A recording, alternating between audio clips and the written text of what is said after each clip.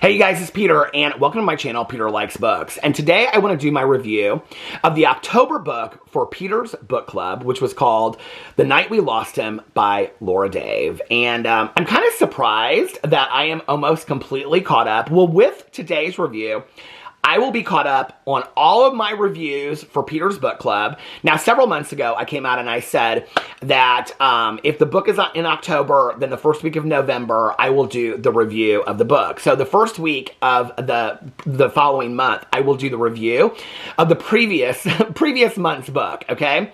So, for example, going forward, I am completely caught up after this, okay? So, for example, let's get into the last couple months.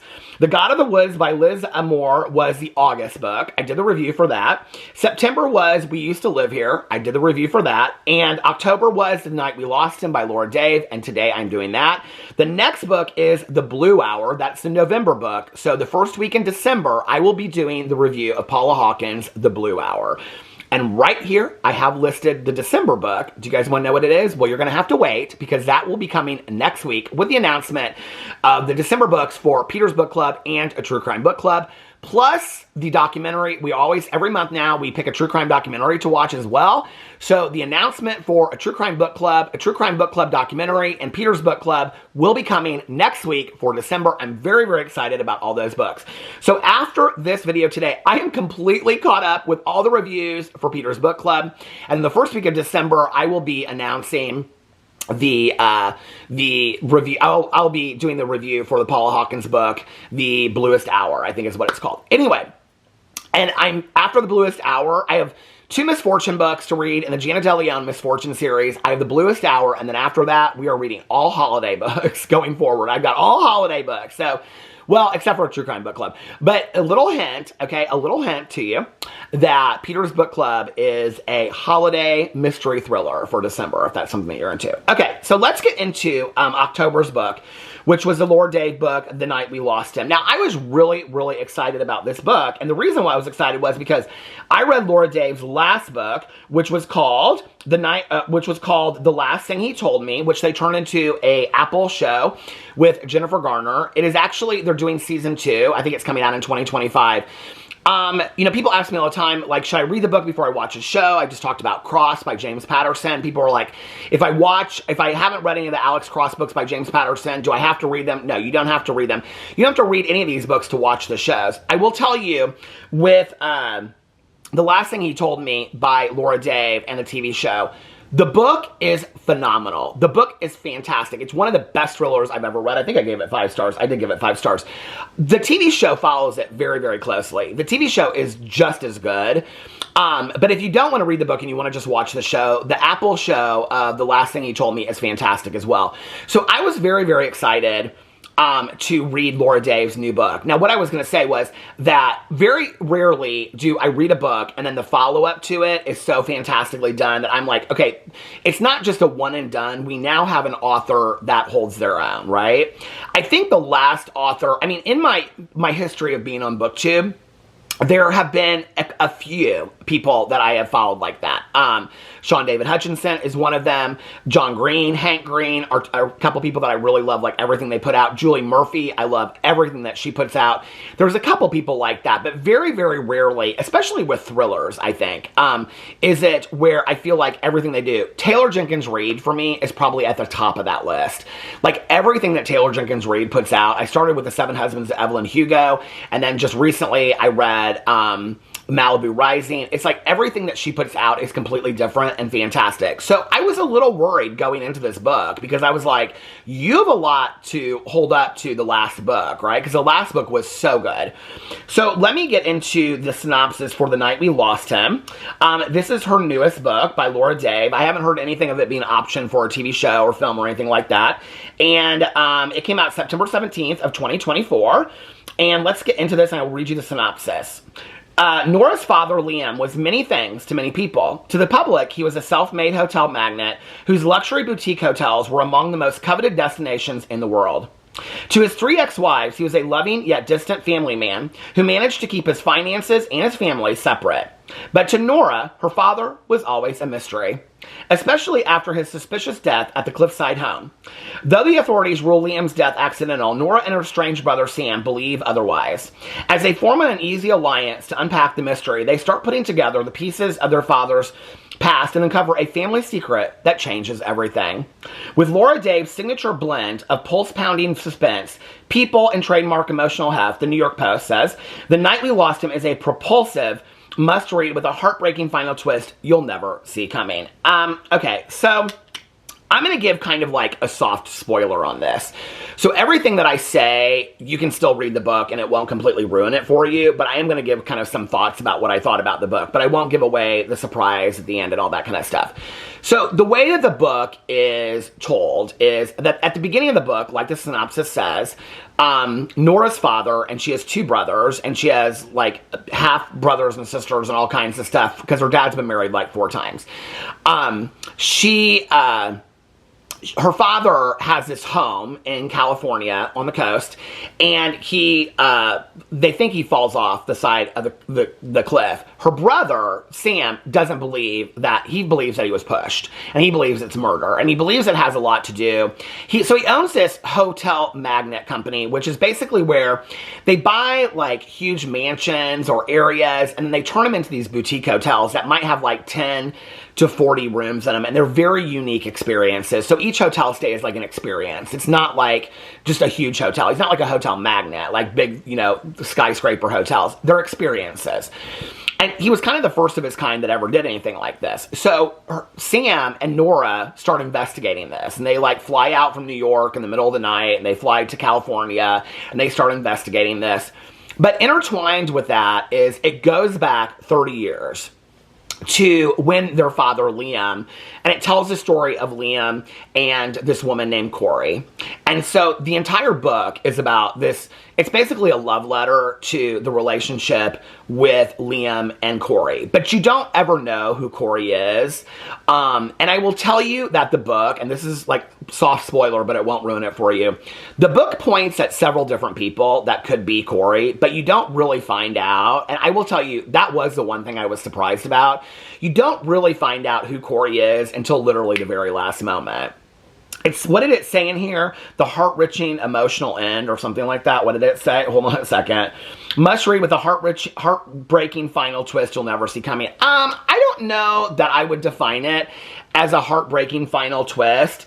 I gave the book 4 stars. I loved the book. It kept me reading. I was kind of surprised because I had some friends of mine that had read the book and they were really not into it at all. And so I thought, I'm not going to like this book either. But I did like the book. I really liked the book. I thought it was a pretty good thriller.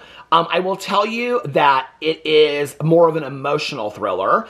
This is the thing about Laura Dave's books. Like I was telling my friend Tanya about this because Tanya was going to read it after me. I love when you read, I don't just love like the Freedom McFadden books that are getting a lot of attention right now. I think they're great. I love those books, right? But they're just like basic thrillers. The beginning of the year, I read what is still probably one of the best thrillers I read, like The First Lie Wins. I think it was one of Reese's book club books. And what I loved about that book was it told the history of the characters. I've said this for a long time. You can give me any story in the world, but if the characters are entertaining and there's depth to the characters and the characters are interesting, I'm going to be taken with the book. So whereas the thrill of this was not like that interesting, the depth of the characters for me was what really sold me on this book. And it was the same thing with The Last Thing He Told Me, which was the Anne Hathaway show, because like her and her stepdaughter, they didn't have a great relationship. And so that relationship was really a huge part of that book, The Last Thing He Told Me, which was the stepmother and the stepdaughter's relationship. It was a huge part of the book. Well, in this, it's the father's relationship with all of his children and how it's different, and the relationships he had with his wives and things like that, that's really told in comparison to Nora's relationship with her boyfriend at the time, who's a chef. And so it's kind of like told, it's really a character story. All of her books are character stories with a thriller as a backdrop. The thrillers are sometimes, now I will say that The Last Thing He Told Me, I thought the thriller aspect to it was fantastically done. I thought the mystery was woven extremely well. I thought it was fantastically done. I wouldn't say so much with this one. I think the thriller, mystery aspect to it took a back seat. It was almost as if Laura Dave, the author, was so in love with these characters that she just wanted to tell a story about these characters, and she fit it into this mystery. Because the mystery kind of was the backstory to the characters' lives, if that makes sense. I was really, to be honest with you, more interested in the characters' lives than I really was the mystery. I wanted to find out what happened, but by the end of the book, in all honesty, I didn't really care if he fell or if he was pushed. It didn't really matter to me in the grand scheme of things. There were things I thought she could have done. I mean, she hints a little bit at, you know, like who could have wanted to get his fortune kind of thing. But even that is like, it's kind of like it goes so far and then it's kind of like, well, no, that's not why. It goes as far and then no, that's not why. At the beginning of it, you find out that her father, Nora's father, who she has kind of an estranged relationship with, he's leaving her this house that meant everything to him in California. And it was basically, you find out over time, it's like this love nest, but they don't really know why. They don't really know why he has this attachment to this house. The house is interesting to me. I thought it was beautifully done. I think they will turn it into a TV show or like a made-for-TV movie or something like that on it. I think they'll do it in a TV show on Apple. But it's really more of like, you know, for those of you that read like Daisy Jones and the Six by Taylor Jenkins Reid, you know, it was really about this band, but it really wasn't about the band. It was really more about the characters. You know, the band was the backdrop to that. The mystery and the thriller was the backdrop to this book. It wasn't bad. It wasn't fantastic. I really enjoyed reading it. I mean, after the last two books that I had read, I was like, okay, thank God, a book that I can sink my teeth into. But I wouldn't say that it held up to her last book, but it made me hopeful. You know, I think that every book is different.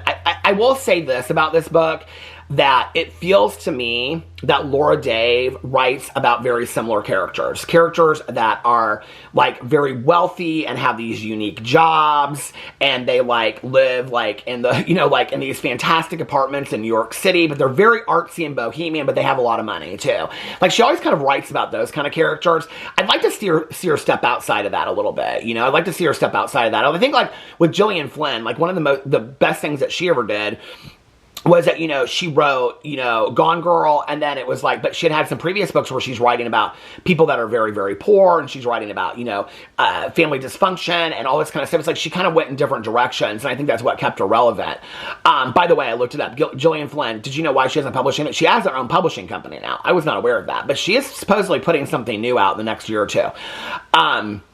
But anyway, I think that's like one of the things, like with Taylor Jenkins Reid, like she mixes it up. Even though she likes to talk about like famous people and things like that, she mixes up the famous people that she talks about. So you don't feel like you're reading the same story. I kind of, with this one, and especially since I think the covers are so similar, which I kind of like that when authors have very similar covers, I felt a little bit like, because both covers of her last book and this book look very similar, I kind of felt like the characters were very interchangeable. But like I said, I enjoyed the book. I gave it 4 stars. It was fantastically written. It was beautifully written. The scenery, the descriptions, the character development was fantastic. I loved it. And I thought the mystery was good enough that it kept me going till the end. I just, you know, I wasn't super surprised, and I don't know that I even cared. You know, usually with a mystery or a thriller, it's like, that's what keeps me propelled towards the end of the book. I can remember, I listened to this while I was walking, and I can remember walking by this one place, and I kind of like, in that moment, it's like when they're like interviewing somebody, I was like, oh, this person has a bigger part to do with this. And I knew in that moment, I kind of knew where the book was going, and I was right about it. But I didn't care, and I kept on listening, because at that point what I realized was I wasn't really in the book for the mystery anymore, or the thrill ride. That wasn't what I was in it for. I was in it for the character development. I was really, to be honest with you, I kind of wanted to see where Nora and her boyfriend were going to end up at the end, or were her and her brother still on good talking terms, or what did he do with his life? And honestly, when you find that stuff out at the end of the book, that stuff is more interesting to me than the conclusion to the mystery, which is what this book was supposed to be, was a mystery. And it wasn't a bad mystery. It just was the backstory to the bigger picture, which was the characters. And I think that's what Laura Dave really wants to do. She wants to do character studies. She writes actually very similar to Taylor Jenkins Reid. It's just Taylor Jenkins Reid has a better way of developing a story than Laura Dave does. But I still think that the book was fantastically done. It just didn't get me as much as the last one. I think that's the sad thing too sometimes, right? With authors, when we read them, is we always compare it to our favorite work of theirs, you know? And maybe that's not a fair thing to do, but I did it anyway. So anyway, let me know what you thought about this book if you read this book. I love you guys, and I will see you in my next video. Bye.